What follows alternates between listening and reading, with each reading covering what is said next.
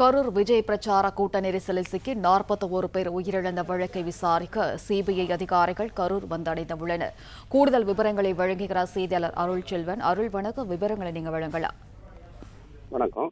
கடந்த மாதம் 27ஆம் தேதி கரூர் மாநகராட்சி புட்டா வெளிச்சமயபுரத்தில் தாவைக்காவின் மக்கள் சந்திப்பு நிகழ்ச்சி நடைபெற்றது.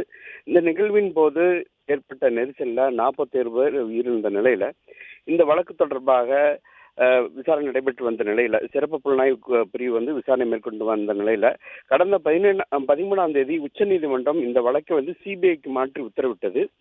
இதன் அடிப்படையில அந்த குழுவானது அமைக்கப்பட்டு வரும் இந்த வேளையில நேற்று இரவு கரூர் மாவட்ட ஆட்சியர் அலுவலகம் இருக்கக்கூடிய சுற்றுலா மாளிகைக்கு பிரவீன்குமார் ஐபிஎஸ் தலைமையிலான அதிகாரிகள் நேற்று இரவே இங்க தங்கியுள்ளனர்.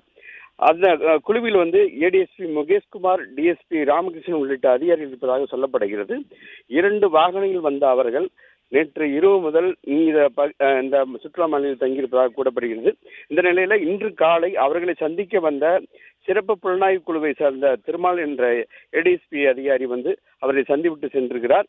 இது தொடர்பாக அடுத்த கட்ட நிகழ்வாக ஆவணங்களை பெற்ற அதிகாரிகள் இன்று இல்லை நாளை சம்பவ இடத்தையும் உயிரிழந்தவர்களை சந்தித்து விசாரணை மேற்கொள்வார்கள் என்று எதிர்பார்க்கப்படுகிறது.